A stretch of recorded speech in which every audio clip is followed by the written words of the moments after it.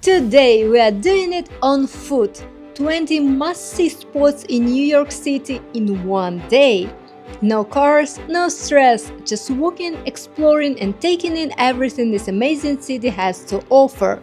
Let's go!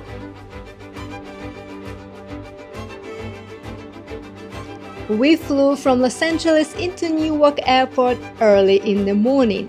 As we landed, we caught a really beautiful sunrise. It felt like the perfect start to the trip.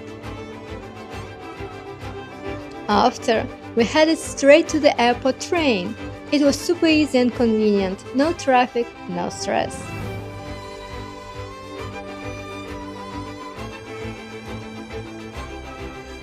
The train took us directly to Manhattan, right into Penn Station.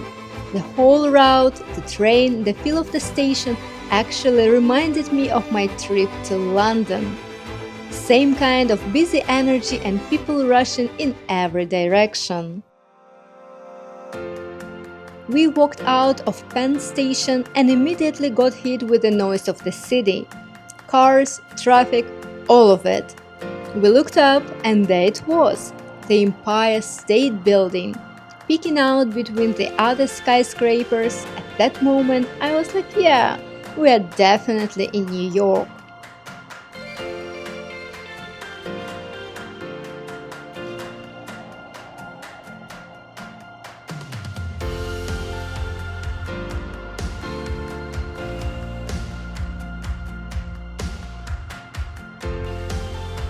Before we even started our first leg of walking route, something completely distracted us – Macy's.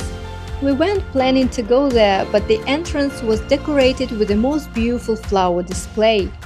We hadn't even made it one block and already New York was pulling us into something unexpected.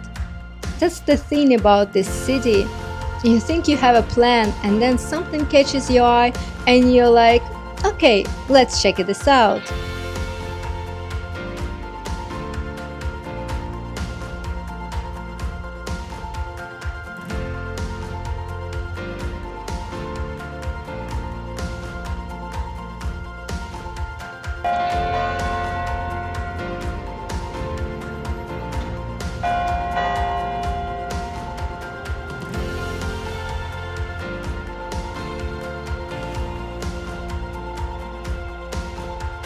Next, we walked to Bryant Park, one of my husband's favorite places in New York. It is the perfect spot to grab a coffee, sit down, relax, and just take in the view of all the skyscrapers around you. It feels calm, but still very much part of the city. Fun fact: right underneath Bryant Park are the massive archives of the New York Public Library, literally stored below the park. And since the library is right here on the corner, we decided to take a look. Here are a few shots from inside the library.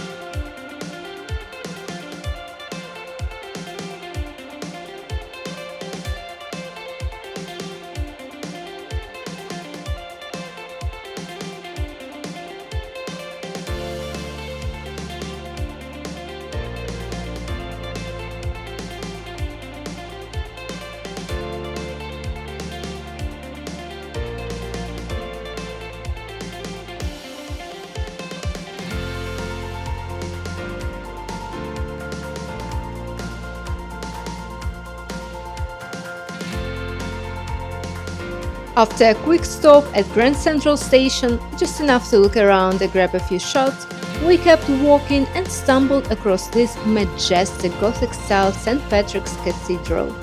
We weren't planning to visit it, but it looked so impressive that we decided to go in.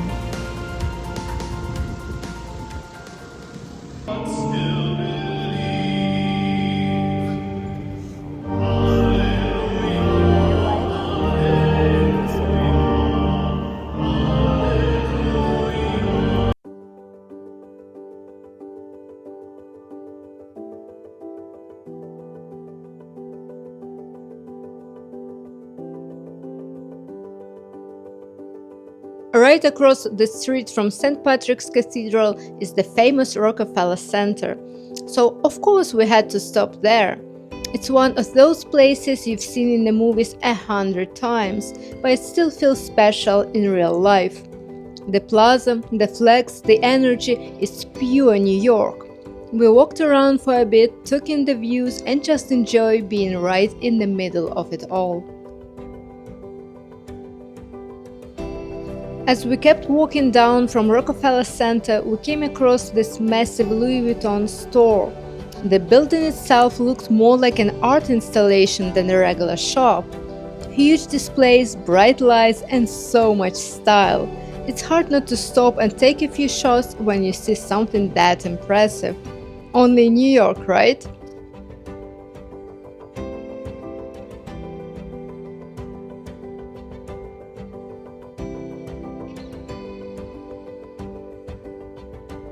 Just a few steps away, we spotted another impressive place, the Apple Store. With its giant glass cube entrance, it's definitely one of the coolest looking stores in the city. Our next stop was the famous hotel where Home Alone 2 Lost in New York was filmed, the Plaza Hotel. Standing in front of it felt a bit surreal. It's one of those places you instantly recognize from the movie.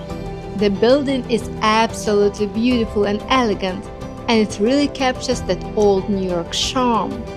I couldn't help but imagine little Kevin running through the lobby.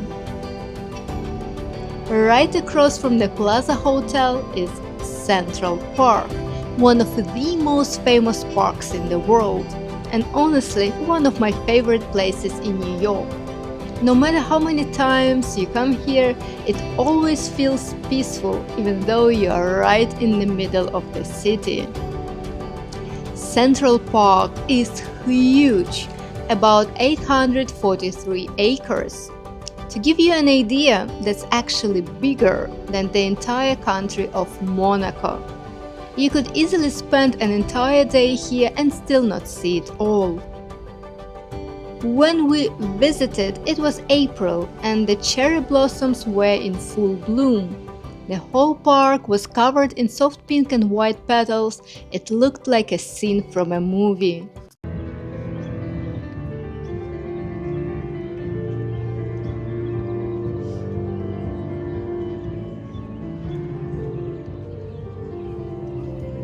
The park has everything: walking paths, bike trails, horse carriages, street performance, and even a zoo. In the warmer months, you can rent a rowboat and paddle around the lake.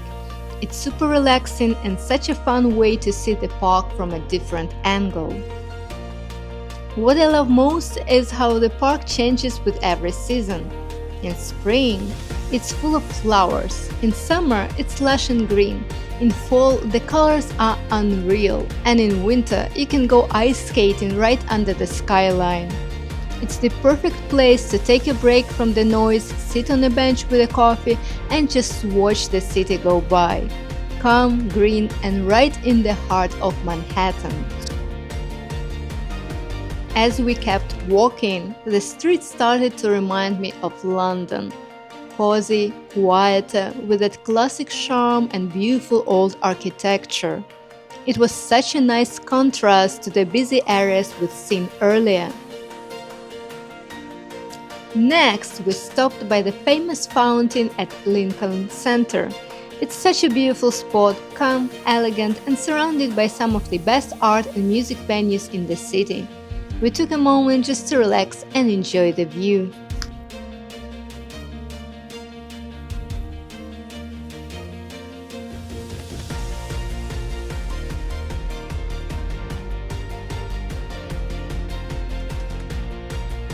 While walking around, we noticed this small church tucked between tall buildings, the Actors' Chapel.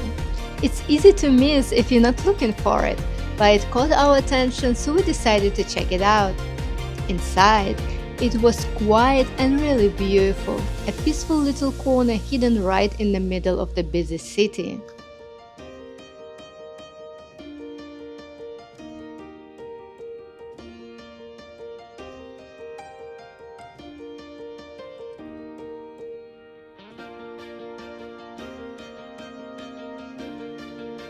As we wrapped up the first part of our walking route, we finally sat down for the main dish of New York, pizza. After all that walking, it tasted even better.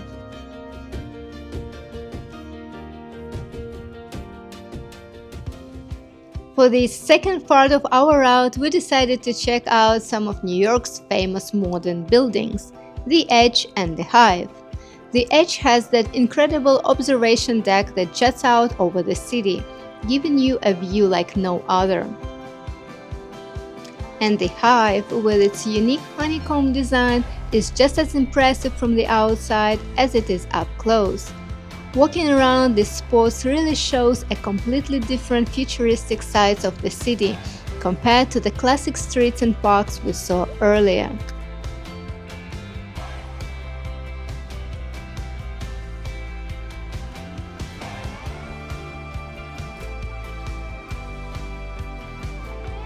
For the last part of our route, we hopped on the subway to head down to Lower Manhattan. The subway here is amazing. It's one of the oldest and largest in the world, with 472 stations and over 665 miles of track. Honestly, it's a city in itself.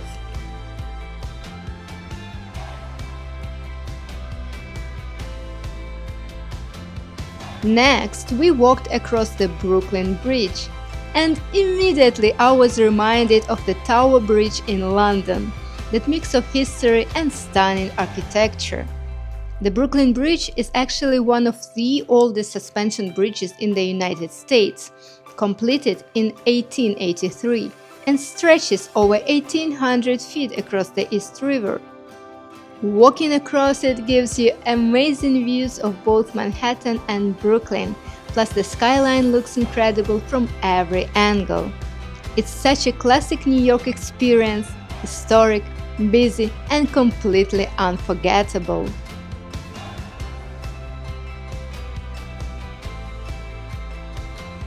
As we explored this part of Manhattan, I couldn't help but notice how impressive the architecture is.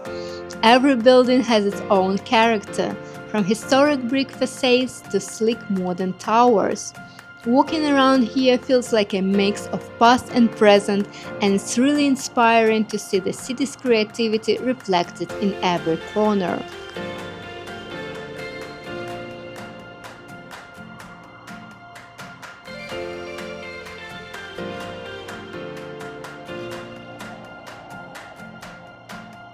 Our next stop was the famous Wall Street and New York Stock Exchange.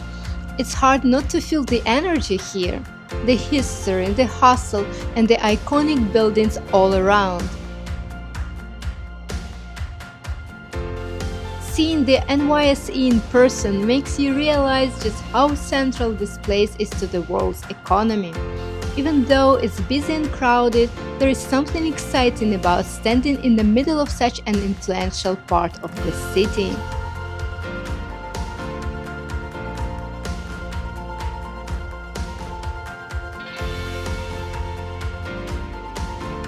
Just a short walk from Wall Street, we came across the famous charging bull. It's even bigger and more impressive in person than I expected. People were taking photos all around it, and it's easy to see why it's become such an iconic symbol of New York's energy and financial strength.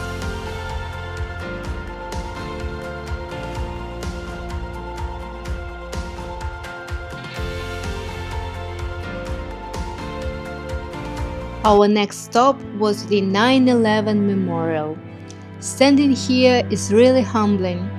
The two reflecting pools mark where the Twin Towers once stood, and the names of everyone who lost their lives are inscribed around the edges. It's quiet, reflective, and incredibly moving. Even in the middle of such a busy city, this spot has a sense of peace and respect that makes you pause and really reflect.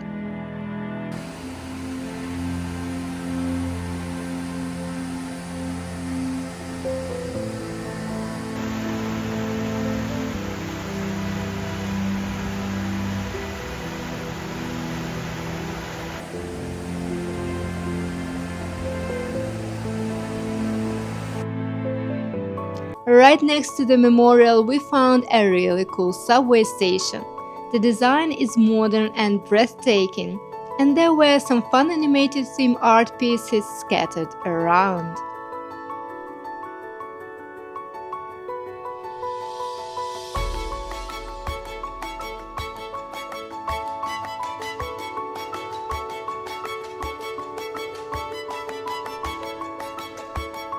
To wrap up our walking route, we headed to the iconic Times Square at night.